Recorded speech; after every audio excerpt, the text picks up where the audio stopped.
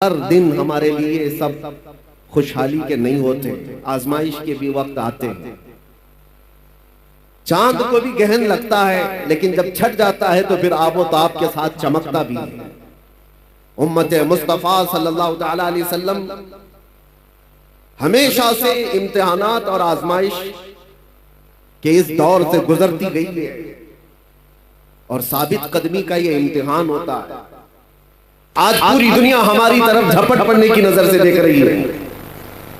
अभी जैसे कबीर साहब कह रहे थे, ना मैं इस्लाम छोड़ूंगा ना हिंदुस्तान छोड़ूंगा।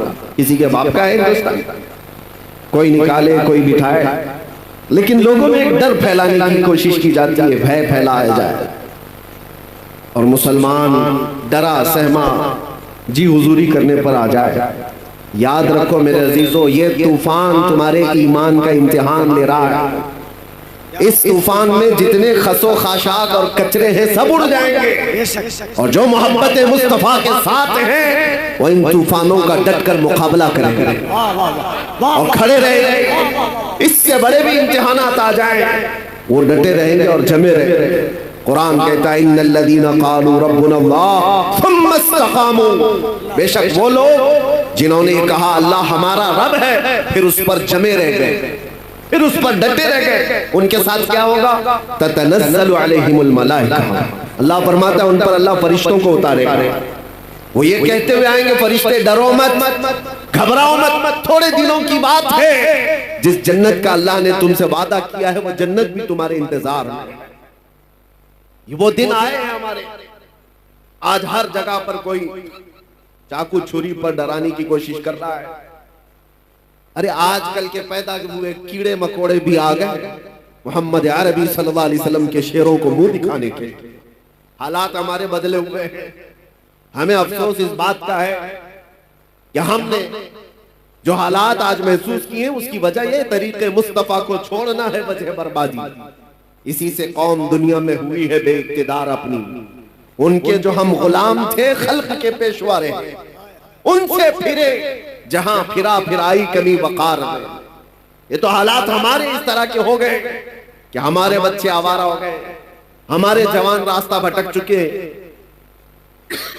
इसके लिए एक मशहूर मुहावरा, बल्कि किसी ने ये शेर के अंदाज में कहा था, दीवार क्या गिरी मेरे खस्ता मकान की, दीवार क्या गिरी मेरे खस्ता मकान की, लोगों ने आने जाने का रास्ता बना लिया। होता यही है कि घर की दीवार गिर गई तो लोग इधर से उधर जाने का उसको रास्ता बना लिए। तुम्हारे अखलाक थोड़े नीचे क्या आ गए, हर किसी कौम ने तुमको अपने निशाने पर रख लिया। हर कोई ट्रायल मुसलमानों पर करने लग गया है।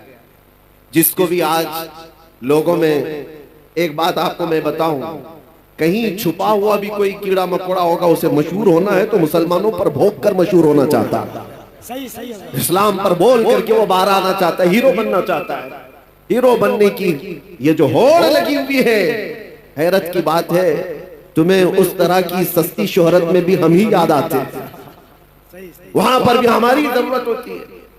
लेकिन मेरे अजीजों, ये हालात हमेशा नहीं रहते, हमेशा नहीं रहते।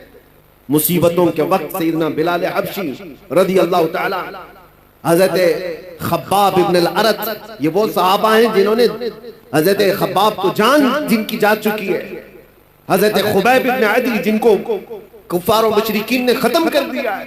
ये सारे हालात देख करके हुजूर पाक सल्लल्लाहु अलैहि वसल्लम के पास सहाबा आए और पूछने लगे, या रसूल अल्लाह, क्या हमारा दीन हक नहीं है? ये सवाल सुनो तवज्जो से। जब मुसीबतें ज्यादा आई थी, अरे उसका 5% भी आज आप नहीं देख रहे, हम नहीं देख रहे हैं, जो सहाबा पर गुजरी।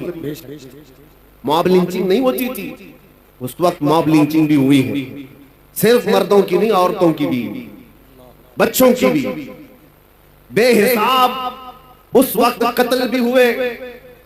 और इस्लाम की इब्तिदाई हालात में उन लोगों ने जो जो मसाइब सहे हैं, तकलीफ उठाई, तो हुजूर से आकर के उन्होंने पूछा था, क्या हम हक दीन पर नहीं है?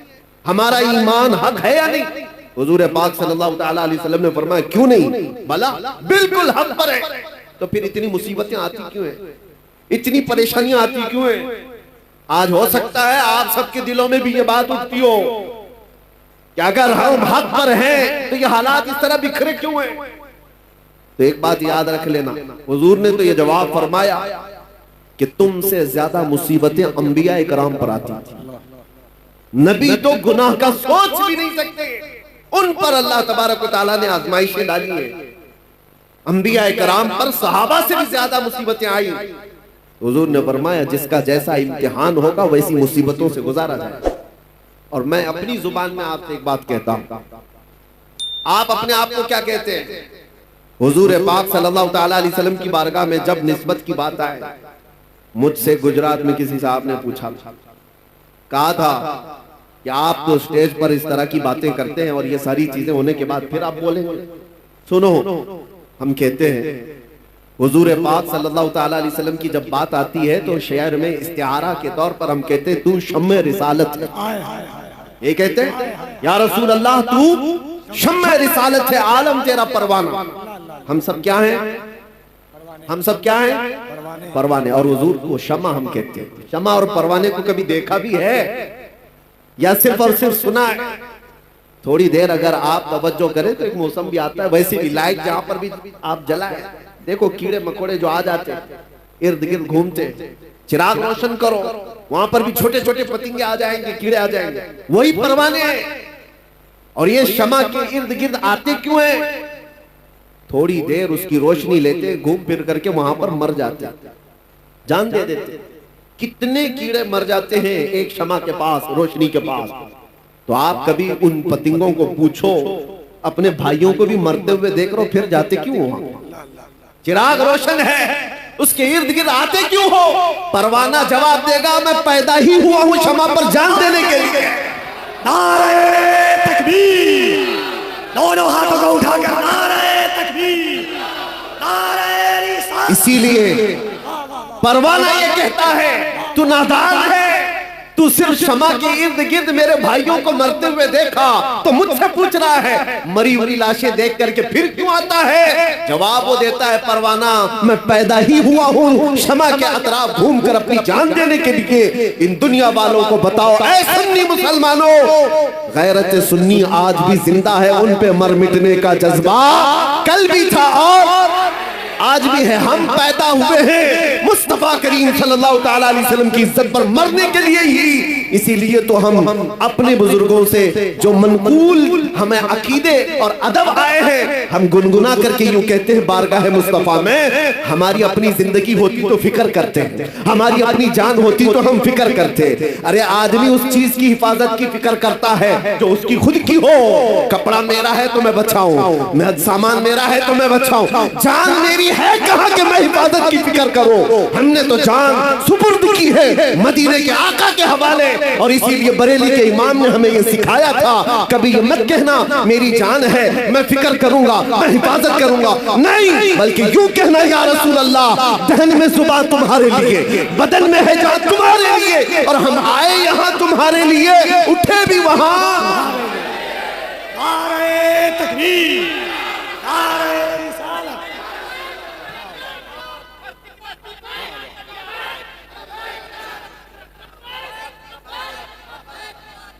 आप तवज्जो करें, हम आए यहां तुम्हारे लिए और उठे भी वहां।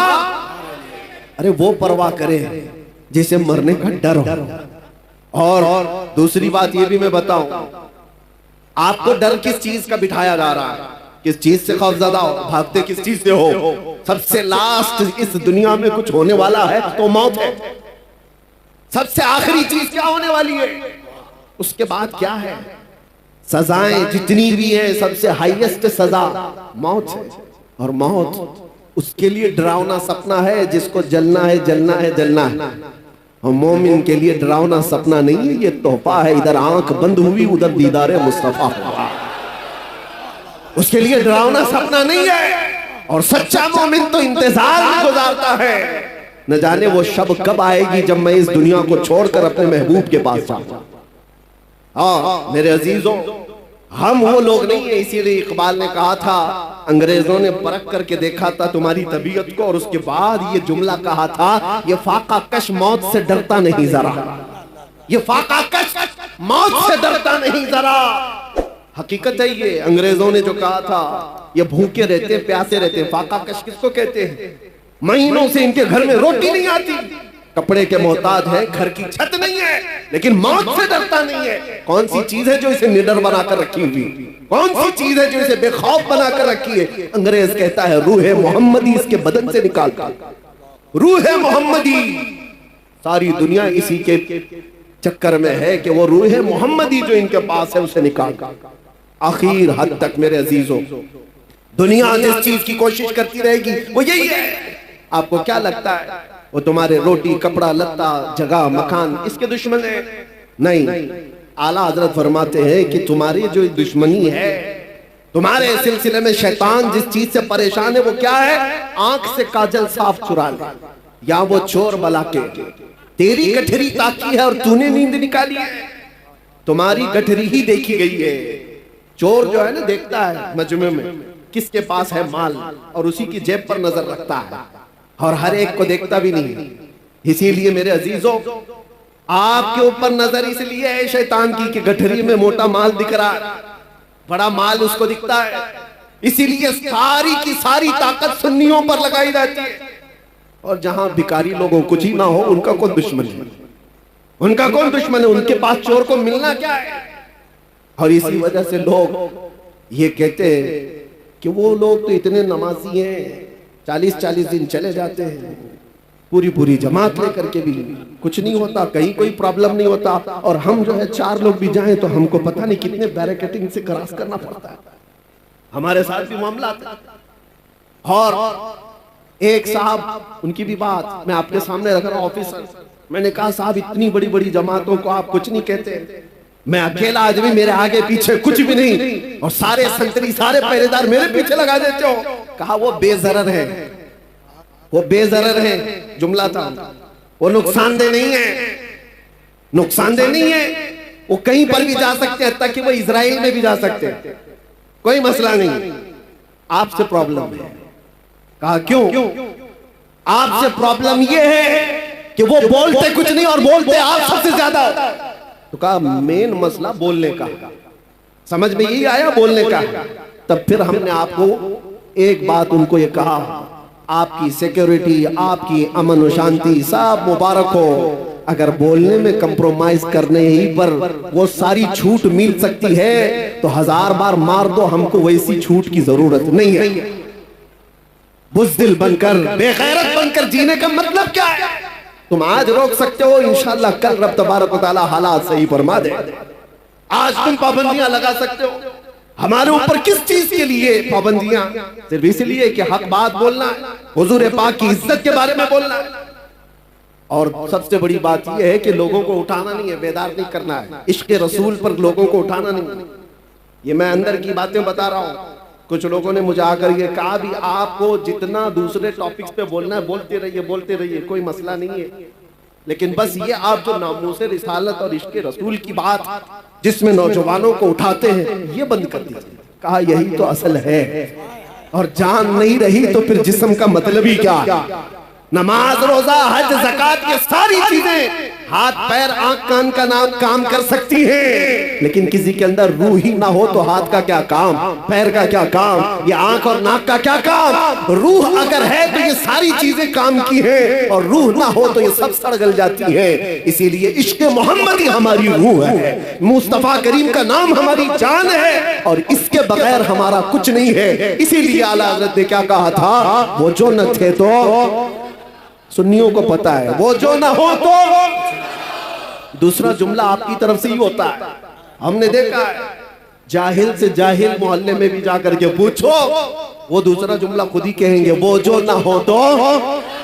सबको पता है हमारी जिंदगी में भी वो जो ना हो तो, अरे कब्र में भी वो जो ना हो तो, और हश्र में भी वो जो ना हो तो, कुछ ना, तुम्हारी नमाज में भी, तुम्हारी अजान में भी वो जो ना हो तो।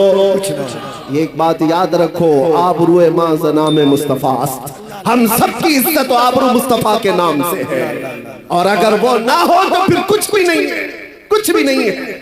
इसीलिए अपनी सारी ताकत और कुव्वत इसी बात पर लगाओ कि मुझसे ये दौलत कोई छीनने ना पाए, मुझसे ये चीज कोई छीनने ना पाए। मैं जो बात कह रहा था उसको मैं आगे बढ़ाता हूँ। हालात हमेशा एक तरह के नहीं रहते। लोग अगर ये समझते ताकत के नशे में कि सब कुछ अब जैसा चाहे वैसा चला लेंगे, तो बाज औकात कुत्ता भी जो बैलगाड़ी के नीचे चलता है वो यही सोचता है पूरी बैलगाड़ी मैं ही चला रहा हूं, उसको भी ऐसा लगता है। और लोग डर जाते हैं, स्टेज वाले भी। मैं जैसे ही कुत्ता कहता हूं, आपको डरने की जरूरत नहीं, खौफजदा होने की जरूरत नहीं। मेरे अजीजों, हमने ये उसका इजहार भी कर दिया। जिनको तकलीफ दी हमने उसके जवाब में कह दिया आपको तकलीफ होती है किसी को भी कुत्ता कहने से, लेकिन मुझे नहीं होती। आप मुझे 1000 बार कुत्ता कहो, लेकिन इसका उसका नहीं, दरबारे रिसालत का। हम खुश होंगे, हमारी पहचान ही वो है। सगे तैबा सब कह कह के पुकारे बेदम, यही रखियो मेरी पहचान मदीने वाले। हमें सब इस बात से डर नहीं है। आज समय कहता हूं कि हालात हमेशा के नहीं रहते। सहाबा इकराम रिज़वानुल्लाहि ताला अलैहिम मजमाइन ने बद्र के हालात देखे, उहद के हालात देखे, खैबर के हालात, खंदक के हालात देखे, और हुदैबिया में सुलह के हालात भी देखे। ऐसा वक्त भी आया था कि मक्का के कुफ्फार और मुशरिकीन ने जोर जबरदस्ती कर डाला था। सारी अपनी पसंद की सुलहनामे में शर्तें लगा रखी थी कि मदीने से कोई भाग करके आएगा तो हम वापस नहीं करेंगे, मक्का से कोई भाग कर जाएगा तो आपको वापस करना पड़ेगा। सब सहाबा ने देखा था ये दबी हुई सुलह है, ये झुक करके मानने वाली बात है। ये वक्त हमेशा नहीं रहता। सहाबा ने उस वक्त, जानते हो, बेचैनी और बेकरारी में कहां तक पूछा था। सैयदना उमर इब्न खत्ताब, ये आज के हालात पर मैं बात कर रहा, हो सकता है कोई भी इसमें इस तरह के ख्यालात लेकर के बैठा हो कि हम हक पर है तो ऐसे हालात क्यों बने हुए। हजरत उमर ये चाहते थे कि जंग हो जाए, हम मक्का वालों से जंग करके उमरा कर लेंगे। हम 1400 की तादाद में, हुजूर मना कर रहे थे कि नहीं, जंग की जरूरत नहीं, हाजत नहीं, मैं जो देख रहा हूं वो तुम नहीं देख रहे। हजरत उमर जा करके सहाबा को पकड़ पकड़ कर कह रहे थे क्या जंग की तैयारी नहीं कर सकते। यहां तक कि हजरत अबू बकर सिद्दीक के पास आकर के उन्होंने कहा, हजरत उमर ने, कि अबू बकर चलो रसूलुल्लाह से बात तो करते हैं कि जंग करेंगे हमें ये सुलह करने की जरूरत क्या है। हजरत अबू बकर सिद्दीक ने उनको कंधा हिला करके क्या कहा था जानते हो? कहा इल्ज़म गर्ज़क या उमर, ऐ उमर अपनी गैरत में रह करके बात करो, इसलिए कि तुम किसके बारे में कह रहे हो? रसूलुल्लाह। वो जो देखते हैं वो वही खुदा के जरिए से देखते हैं। अल्लाह तबारक व तआला ने उनको वो इल्म दिया है। तो हजरत उमर खामोश हो गए। उसके बाद हुआ क्या जानते हैं? साल नहीं गुजरा था कि 10,000 सहाबा की तादाद के साथ मेरे आका मक्का में फातिह की शान से दाखिल हुए थे। मक्का में जब तशरीफ लाए थे, कत्ल गारत करते हुए नहीं आए थे। ताकत का नशा जिसको आज चढ़ता है ना, वो लोग क्या कहते हैं कि आज हमारा पावर है, जो कुछ चाहे जिसको चाहे जैसे चाहे मार दें, खत्म करें। रसूलुल्लाह सल्लल्लाहु अलैहि वसल्लम का मिजाज तो देखो। तकरीबन जिनको सहाबा को 20 साल तक जिन्होंने तकलीफें दी हैं, वो मक्का में दुश्मन मौजूद थे, पकड़ के उनको मार सकते थे। हुजूर पाक जब मक्का में तशरीफ लाए, सहाबा सब साथ में ऐलान हो रहा था। सहाबा कह रहे थे अल यौम यौमुल मलहमा, आज तो गोश्त के छींतरे उड़ाने का दिन है, दुश्मनों को पकड़ के मारेंगे। नबी आखिर ज़मान सल्लल्लाहु तआला अलैहि वसल्लम ने क्या फरमाया? नहीं, अल यौम यौमुर रहमा, आज का दिन रहम करने वाला दिन है, माफ किए जाएंगे सब। मक्का के उन पुराने दुश्मनों को रसूलुल्लाह सल्लल्लाहु अलैहि वसल्लम ने माफ कर दिया। ताकत जब किसी के पास आए तो रसूलुल्लाह को देखे। मेरे आका सल्लल्लाहु अलैहि वसल्लम का मिजाज क्या है? कमजोरों को या मगलूब लोगों को पकड़ करके मारा नहीं है, उन्हें माफ किया है। नबी पाक सल्लल्लाहु तआला अलैहि वसल्लम ने उन्हें आजाद किया। ये भी नहीं कि जो कहते हैं कि तलवार की नोक पर इस्लाम फैलाया जा रहा, तलवार की नोक पर फैलाया जाता तो मेरे अजीजों कुछ भी बाकी नहीं रहता। तलवारें बहुत सालों तक लोगों के पास रही, इस्लाम तलवार की नोक पर नहीं फैलाया गया। जिसको ऐसा लगता हो, जिसके पास ऐसी तारीख आई हो, वो झूठी तारीख हो सकती है। सच्चाई ये है कि अल्लाह के हबीब सल्लल्लाहु तआला अलैहि वसल्लम के उन अजीम अखलाक को देखकर सहाबा दामन इस्लाम से वाबस्ता हुए और दुनिया एक बड़ी जमात के साथ इस्लाम को अपना रही थी और आज भी अपनाती है। आज बताओ जो नए यूरोप अमेरिका में दाखिल इस्लाम और उनको कौन तलवार की नोक पर बुलाता है, उनको कौन गर्दन पर तलवार रखता है? पढ़ो इस्लाम की सच्चाइयों को तो समझ में आएगा। लेकिन मेरे अजीजों, आपसे ये बात अर्ज करना है मुझे कि हालात हमेशा एक तरह के नहीं होते। आज तुम्हारा इम्तिहान है, आज तुम्हारी आजमाइश का वक्त है, और इसी आजमाइश और इसी इम्तिहान के वक्त के लिए ही मैंने कहा था कुछ देर की खामोशी है। इसी के लिए तो कहा था। बाकी का जुमला आप करें, बाकी सबको पता है। हम तो अंदर भी गए थे, तब भी हमारा इस्तेकबाल कैदियों ने यही बोल करके कहा था। हमें पता भी नहीं था, अंदर बेरक में बैठे सारे लोग अंदर से पुकार रहे थे, मौलाना साहब आ गए, कुछ देर की खामोशी है। मेरे अजीजों, इस बात को मैंने इसलिए कहा था कि हालात अगर बुरे हो तो कुछ देर की बात है। रात हमेशा नहीं रहती, सुबह हो ही जाती। ऐसा नहीं है कि अंधेरा ही अंधेरा रहेगा, सुबह को तुलू होना है और सूरज को निकलना है। आपका इम्तिहान है और आपकी आजमाइश है। आप में से कितने ऐसे लोग हैं जो नामूसे मुस्तफा सल्लल्लाहु ताला अलैहि वसल्लम के लिए खड़े रहते हैं, और कितने ऐसे हैं जो बिक जाते हैं। ये आज देखा जाएगा। हमने देखा है बहुत सारे लोगों को, वो आते भी हैं जाते भी, हमारे आसपास भी। ये वो हवाओं वाले लोग हैं जिनको अहमद अली साहब अभी कह करके गए। कुछ लोग वो हैं जो जी हुजूर से आगे नहीं गए, उनकी किस्मत में होगा। लेकिन आप एक बात याद रखो, आपने अपनी जान और अपना ईमान रसूलुल्लाह को समझा है, तो इस बारे में किसी से समझौता करने की जरूरत नहीं। अपनी आइडेंटिटी के साथ रहो, इंशाअल्लाह सब खैर होगा। अल्लाह कादिर मुतलक है, मालिकुल मुल्क ज़ुल जलाली वल इकराम है। बड़े से बड़े आए इस रुए जमीन पर जिन्होंने खून की नदियां बहाई, बड़े से बड़े तुर्रम खाए, लोगों की खोपड़ियों से मीनार बनाए, लेकिन क्या वो हमेशा के रह गए? उनका भी अंजाम खतरनाक हुआ। फिरौन भी गर्क हुआ है, नमरूद भी मर गया है, कोई बाकी नहीं रहा। यूनानो, मिस्र, रोमा सब मिट गए जहां से, बाकी मगर है अब तक नामो निशान हमारा। तौहीद की अमानत सीनों में है हमारे, आसान नहीं मिटाना नामो निशान हमारा। और कुछ बात तो है कि मिटती नहीं हस्ती हमारी, कुछ बात तो है कि मिटती नहीं हस्ती हमारी। सदियों रहा है दुश्मन दौरे ज़मा हमारा। और आप सबको ये बात मैं कह के जाता हूं कि आप तमामी हजरात के पास जो दौलत ईमान है, इश्क मुस्तफा की दौलत है, ये इतनी बड़ी दौलत है कि इसके बाद फिर आपको डर और खौफ की जरूरत ही नहीं। आला हजरत कहते खौफ न रख रजा जरा, तू तो है अब्दे मुस्तफा, तेरे लिए अमान है, तेरे लिए अमान है। असल जिंदगी कौन सी है आप मुझे बताओ, इस दुनिया की या आखिरत की? पूरे मुसलमानों का अकीदा यही है, आखिरत की जिंदगी वही असली जिंदगी है।